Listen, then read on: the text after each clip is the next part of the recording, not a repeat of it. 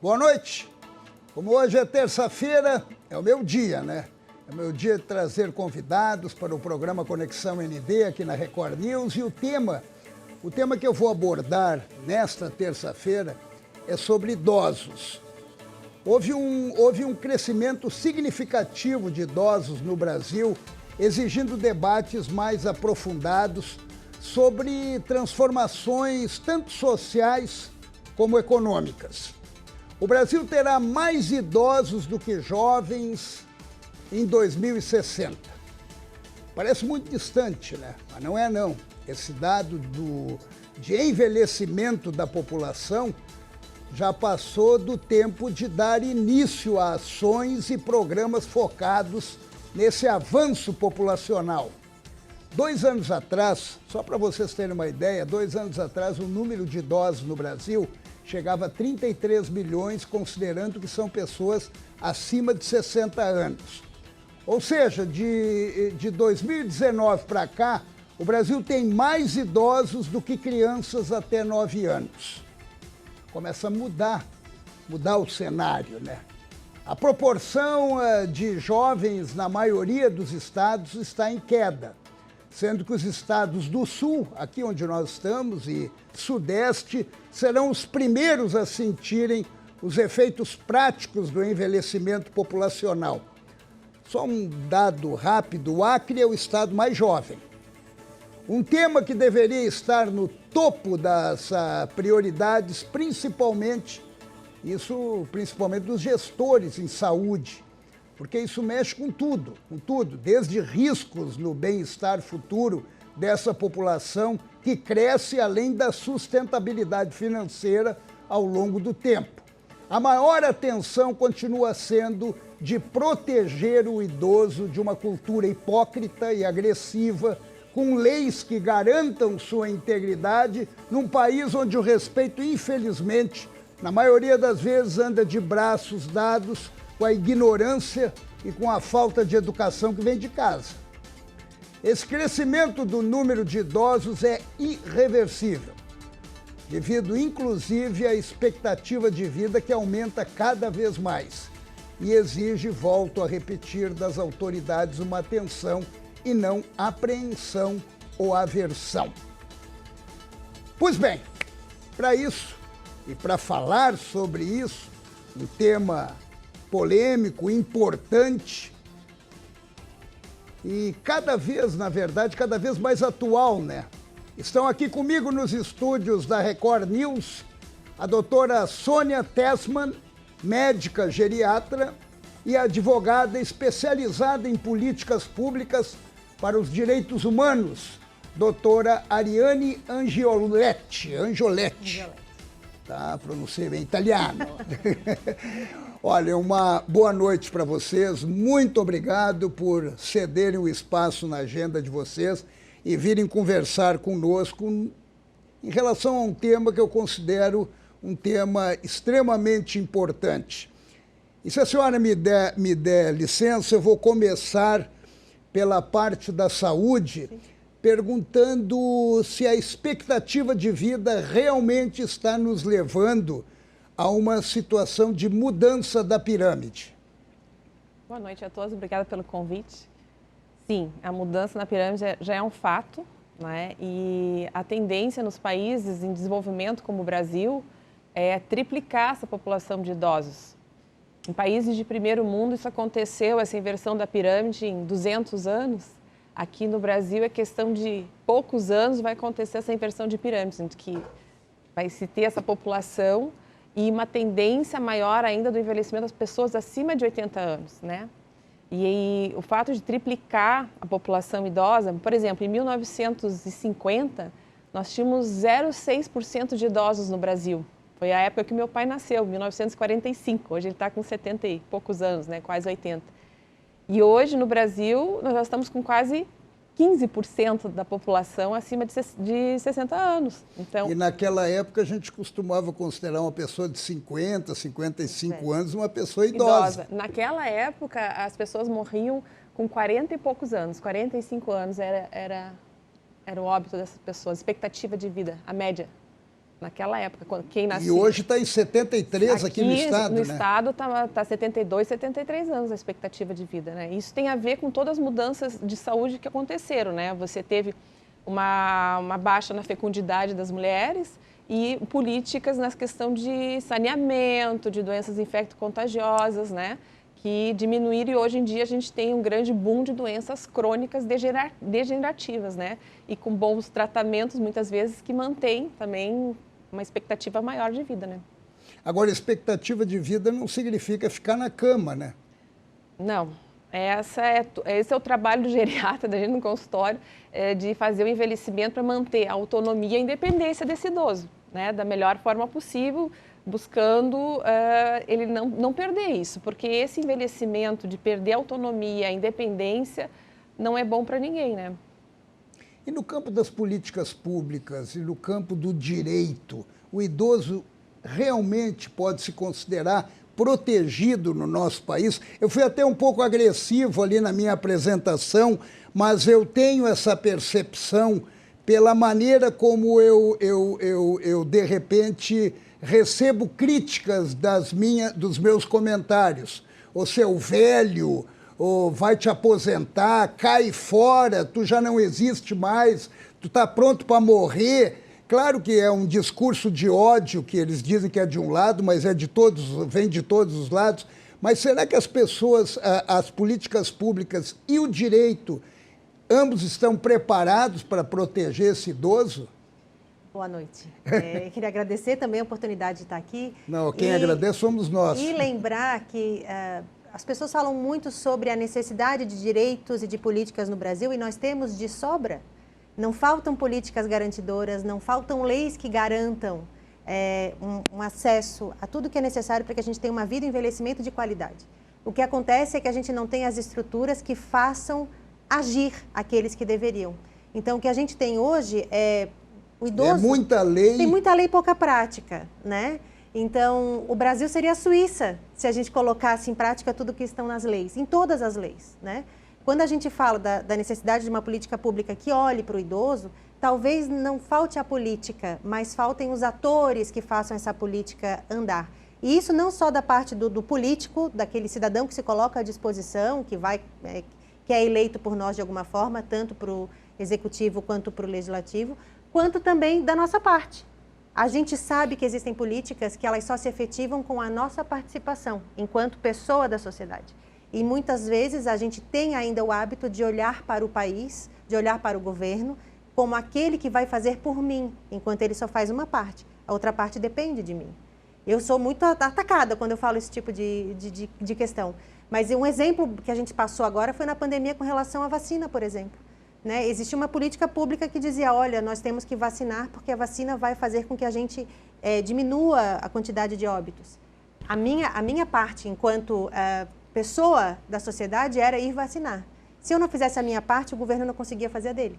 E assim, é para tudo. Quando a gente fala da política de vacina, que eu sempre uso isso como exemplo, porque se a gente for pensar que hoje nós temos pessoas que vivem até os 80 anos, é porque elas não morrem mais de malária, é porque elas não morrem mais de difteria, é porque elas não morrem mais de uma série de doenças que a política de vacina fez com que a gente conseguisse construir um caminho de sobrevida às pessoas que são infectadas. Não é em vão que chegamos nesse Claro que cenário atual. Foi porque existiram políticas públicas, porque existem políticas públicas, né? Agora, claro que tem toda uma questão de etarismo, enfim. O Brasil... E como resolver isso? Tem a lei, tem a política pública e daí tem esse vácuo aí. Como é que a gente consegue resolver? Olha que pergunta de milhões. Eu acredito que a gente tem que começar a conversar sobre o nosso papel na sociedade e o envelhecimento na sociedade lá na infância, para que a gente consiga começar a perceber que eu posso exigir um atendimento digno na unidade básica de saúde, mas que não adianta eu não cuidar da minha saúde, porque se eu não cuidar, alguém tem um médico lá à minha disposição. Eu preciso começar a compreender que aquilo que eu demando à rede de atendimento vai faltar para alguém, né? Então, a gente tem que começar a construir uma consciência coletiva que o brasileiro não tem, né? Especialmente com relação ao envelhecimento. Não, eu acho que o envelhecimento que eu percebo na prática, no SUS, é que vem muito passivo para a gente. Tipo assim, a responsabilidade às vezes muito colocada em cima do médico.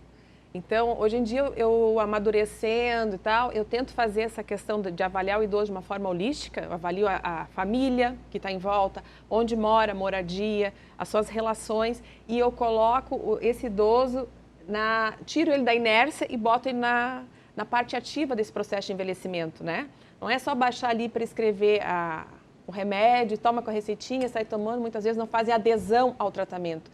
E outra coisa que eu percebo bastante, as pessoas não se dão conta que nós vamos viver mais, depois de todas essas mudanças nas políticas públicas, e que elas precisam ter essa consciência de como envelhecer bem.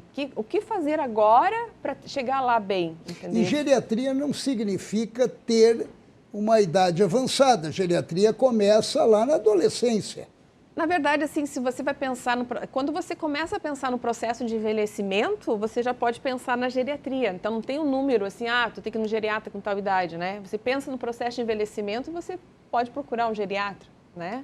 Para acompanhar esse processo. Até como uma prevenção. Como prevenção, exatamente, ter esse controle. Mas não tem essa cultura no Brasil. Não tem a cultura. Só para você ter ideia, a cultura que... Quando eu fiz a minha residência médica em Porto Alegre, no Hospital Conceição de Clínica Médica, eu falei para os meus preceptores que eu ia escolher fazer geriatria, né? E ele olhou para mim e falou assim, mas você vai fazer geriatria para cuidar úlcera de pressão? Eu digo, não, eu vou fazer geriatria porque eu quero estudar esse mundo do idoso, né? Então, até no nosso meio médico existe até preconceito, muitas vezes, que graças a Deus está mudando. As pessoas estão começando a valorizar esse cuidado como um todo, a se preparar. Isso é uma coisa cultural também. Essa questão cultural que me chama muito a atenção. A gente, de repente, vê a cultura japonesa, claro que lá é milenar, né? A cultura chinesa, são coisas Confúcio, e daí nós vamos nos aprofundar aqui em outras searas. Mas até na Espanha, onde eu morei, eu via o tratamento que eles davam ao idoso, embora eu condenava muito o idoso, que era muito fumante. Eles fumam demais lá na Espanha, uma coisa que me chamava a atenção. Agora, o idoso era tido com respeito, era recebido com respeito. Aqui não.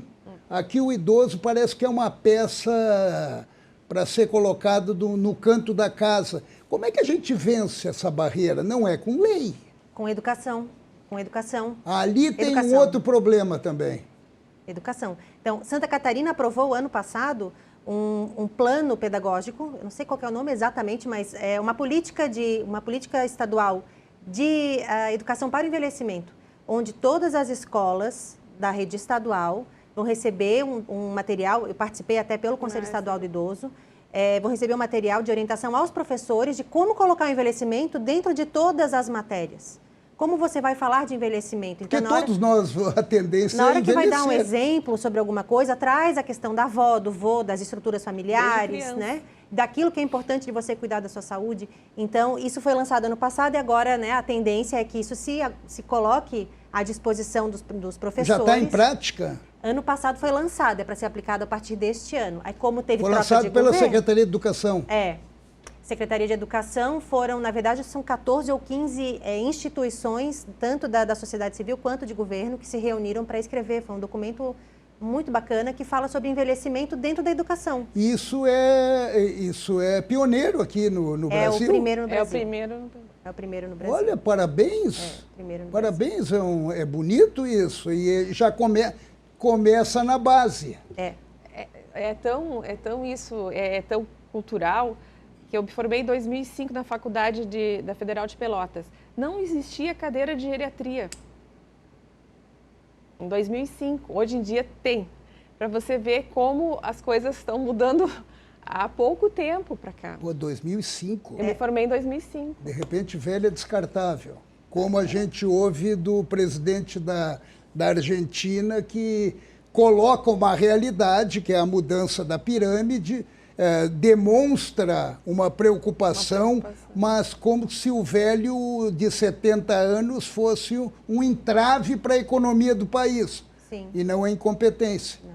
Na verdade, o Brasil, como eu falei que a gente tem diversas políticas públicas, o que falta hoje no Brasil seria alinhar todas essas políticas que existem, que a gente não fala só de saúde no envelhecimento, a gente fala de previdência, a gente fala de infraestrutura, a gente fala de saúde, da assistência social, habitação, seria alinhar tudo isso direcionado para uma população que envelhece cada vez mais.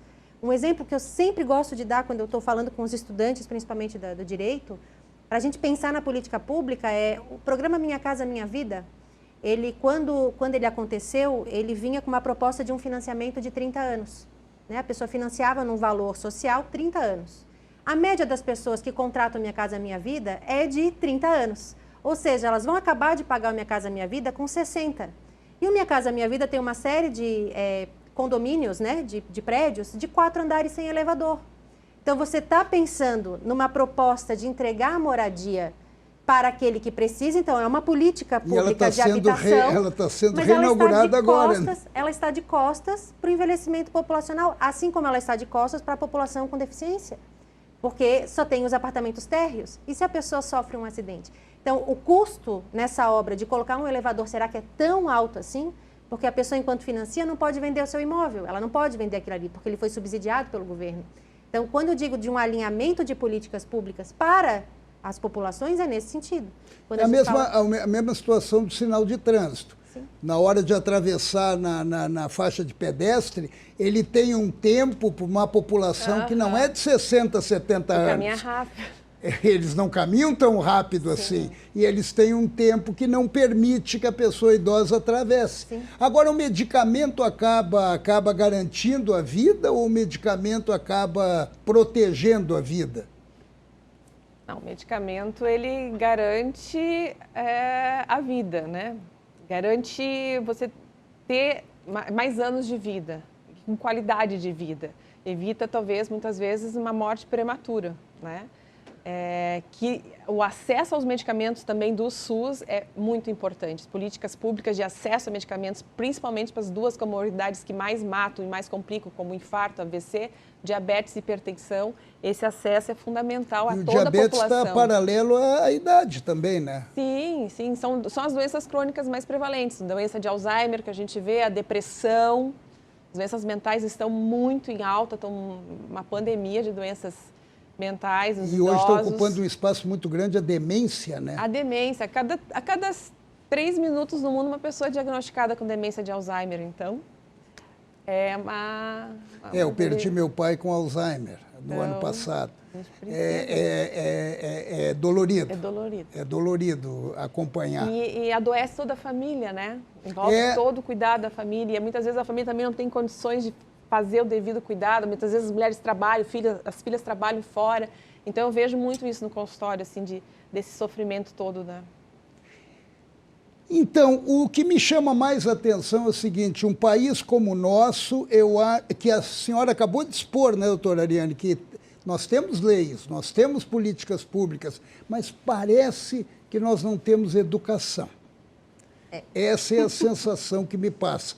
Eu vou voltar com esse tema agora, batendo na tecla da educação, porque a gente vai fazer um breve intervalo. Passou muito rápido esse primeiro bloco e a gente volta a falar sobre essa realidade que nós já estamos vivendo. É rapidinho, obrigado por nos acompanhar até aqui.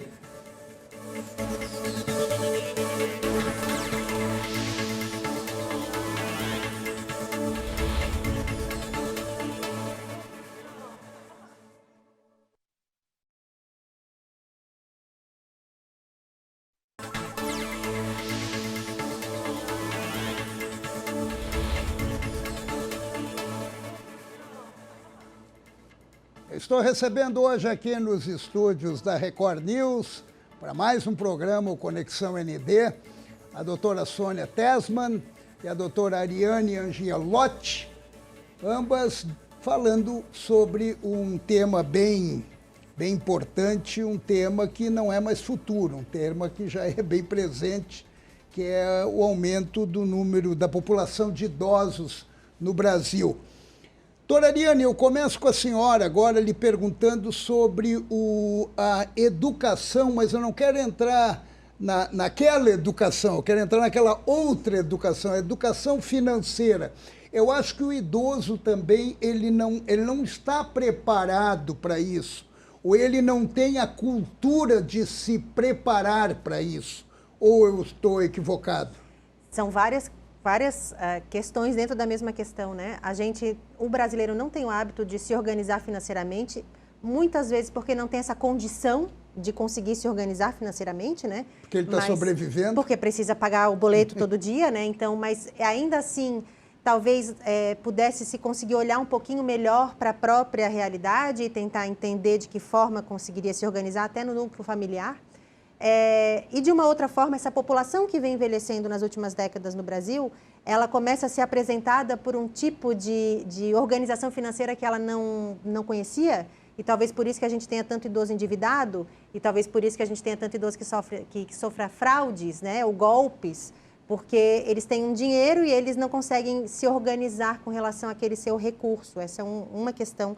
E que sempre volta os golpes dos idosos e o hiperendividamento por conta de empréstimos até o golpe consignados. legal, né, com esses financiamentos consignados, aí, essas coisas aí, eu considero até um golpe legal.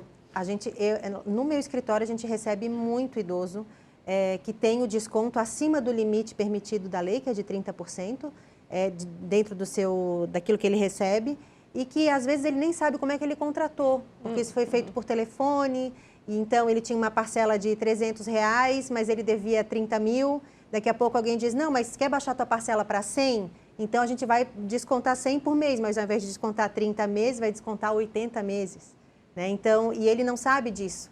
E quando ele percebe, ele está numa bola de neve. A pandemia trouxe esse endividamento também, porque o brasileiro não conseguiu se organizar diante de tudo aquilo, né, que foi posto para a gente, dos desafios.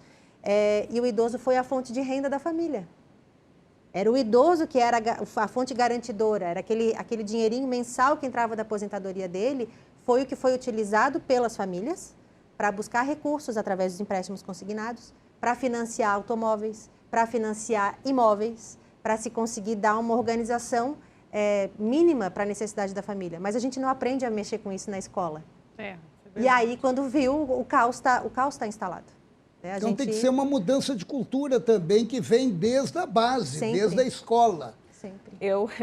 O meu filho tem educação financeira, no 3º ano com o livro de educação financeira, eu fiquei tão emocionada e feliz de que, é aí que tem que começar daqui, já aprender a lidar, sabe? Lidar com o dinheiro de uma maneira diferente, porque se não fizer assim, vai chegar lá no final, vai depender do governo, uma aposentadoria, às vezes nem contribuir para o INSS. E aí tem que entrar com medidas de LOAS, né, para conseguir. Os desafios são muito grandes. Muito grandes. Agora, essa expectativa de vida que a gente costuma falar e que coloca essa mudança no cenário populacional, essa expectativa de vida também, ela não cria umas certas dependências? Como é que eu não sei se eu me expressei bem, eu queria dizer o seguinte, o idoso que ele avança na idade, mas avança saudável, independente, que consiga tocar a vida dele, isso aí não é só quem tem condições? Você diz condições financeiras?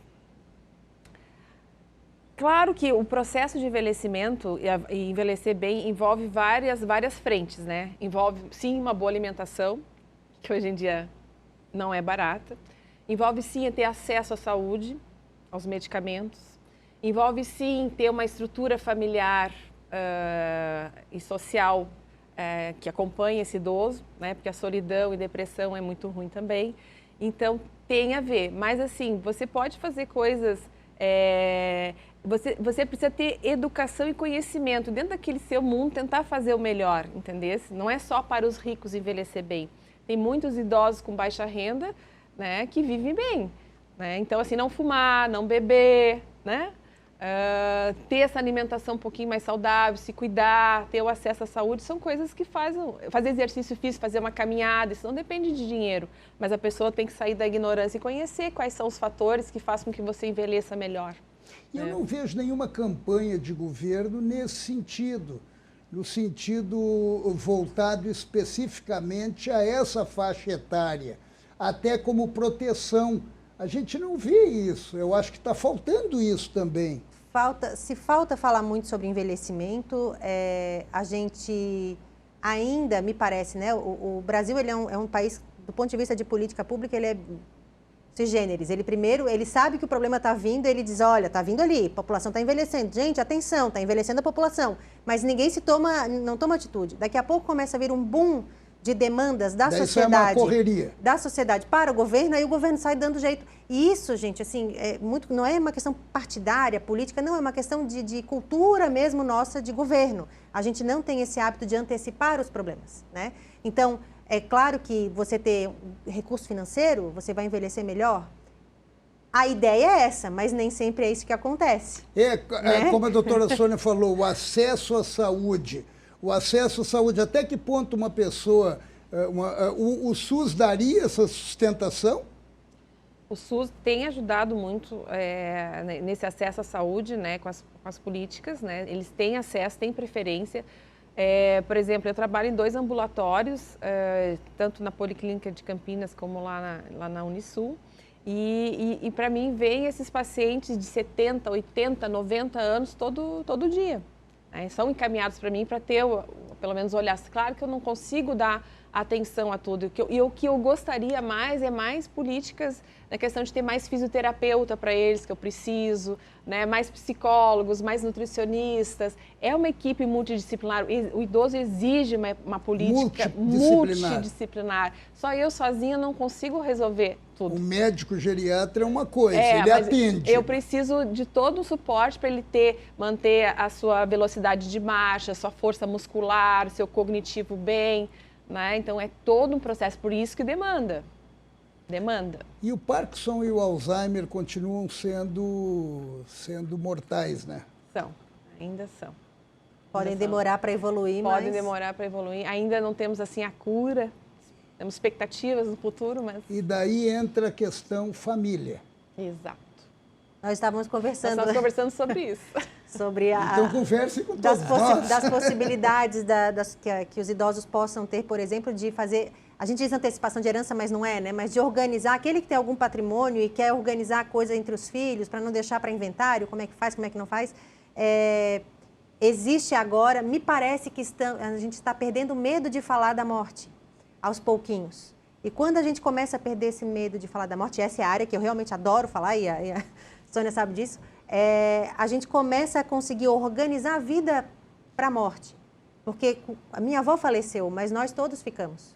Então, a gente fica com resquício dela. E se ela não deixou patrimônio, mas se ela tivesse deixado patrimônio, ela poderia ter o direito, ela tem o direito, né, de destinar 50% desse patrimônio para qualquer pessoa que ela quisesse.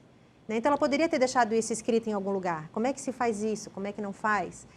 Uma pessoa que tem um diagnóstico de Alzheimer, por exemplo, ela pode documentar aquilo que ela quer que seja feito com ela no tratamento de saúde dela. Chama-se diretiva antecipada de vontade. Então, na hora que ela não consegue mais... Isso está garantido legalmente. Então, no momento em que ela não consegue mais dizer como que ela quer ser tratada, não quero ser entubada, não quero ser reanimada, ou eu quero morrer no hospital, não quero morrer em casa. Enfim, são 30 e poucas questões que a gente faz. A gente reduz isso num documento, faz uma escritura pública no cartório. A partir desse momento, se dá para o médico a cópia e a autonomia da vontade da pessoa está garantida mesmo quando ela não consegue mais exprimi-la. Ou até com o próprio punho, né? Escrever, entregar para uma pessoa de confiança. Também. Se na hora entregar para o médico vai respeitar. Então, existem essas possibilidades que o envelhecimento está colocando para a gente discutir, mas que como o Brasil ainda está muito atrasado nessa discussão, a gente está falando do básico ainda, que é o acesso ao médico, que é o acesso à água tratada, que é o acesso a medicamento. Melhor. Enquanto que, na verdade, eu gostaria de estar discutindo, por exemplo, a tua vontade. Como é que tu queres envelhecer? De todas essas possibilidades, qual é a que tu escolhes para envelhecer? E aí isso está distante da prioridade. Da grande maioria. Da grande maioria. Embora nós já tenhamos leis e condições para discutir isso respaldado legalmente. Sim. Mas a primeira coisa é a gente parar de temer a morte. Ela vai chegar e a gente vai ter que falar sobre ela. É a coisa mais certa que a gente tem na vida. Não, às vezes você está no consultório atendendo um paciente que tem Alzheimer, as mães, as filhas, né, falam assim, não fala que tem Alzheimer, não. É difícil tocar no assunto morte, entendeu? Mesmo uma senhora de 90 e tantos anos, é complicado abordar. As pessoas têm... Muito medo. Muito medo. Né? Parece que falar chama, sabe? Ai, não fala que chama. É aquela história, aquela história, não vou fazer seguro de vida aí, não sei o quê, porque daí eu vou chamar a morte. Tem isso. Isso é bem de brasileiro, né? Sim. Isso é uma cultura bem brasileira. É bem cultural, que dentro, paralelo a isso, tem essa cultura, por ser um país jovem, tem essa cultura, de repente, de não respeitar a pessoa mais velha. Esse não seria o principal degrau para a gente evoluir? Com toda certeza. Com certeza. Olhar a pessoa de mais de 60 anos com outro olhar, com respeito, né? E é difícil, né? As pessoas, aqui é muito fácil julgar, muito fácil estigmatizar uma pessoa, né? E o idoso ser considerado como um fardo, como um peso, né? E essa cultura deveria mudar, né? O Brasil é o país dos produtores de carimbo, né? Ficam carimbando todo mundo. Antes de terminar, eu tenho ainda algum tempo aqui, mas eu gostaria de especificamente lhe ouvir sobre saúde e idoso. O seu sentimento do que está faltando, do que poderia ser, do que gostaria que fosse e o que é importante para resguardar e para proteger esse grupo. É que dentro desse processo de envelhecimento nós temos questões de idosos heterogêneos, né? Os idosos que são rígidos e os idosos que estão em processo de fragilização. A minha maior dor é no processo de fragilização. E eu vejo que a família, muitas vezes, quando precisa de um cuidador, a família tem que se mobilizar para cuidar desse processo de fragilização desse idoso, eles ficam muito sozinhos. E gera muito sofrimento, tanto do paciente que não quer se sentir que está incomodando a filha, porque a filha tem que parar de trabalhar para cuidar.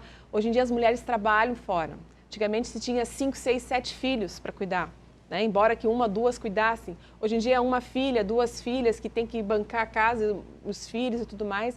E essa é a minha maior dor, assim, de como organizar isso para ter condições financeiras de ter um cuidador, ou uma ILPI, uma instituição de longa permanência para ficar, e o idoso não se sentir um fardo. Então, o governo já está pensando na possibilidade até de ter um salário cuidador, um auxílio cuidador.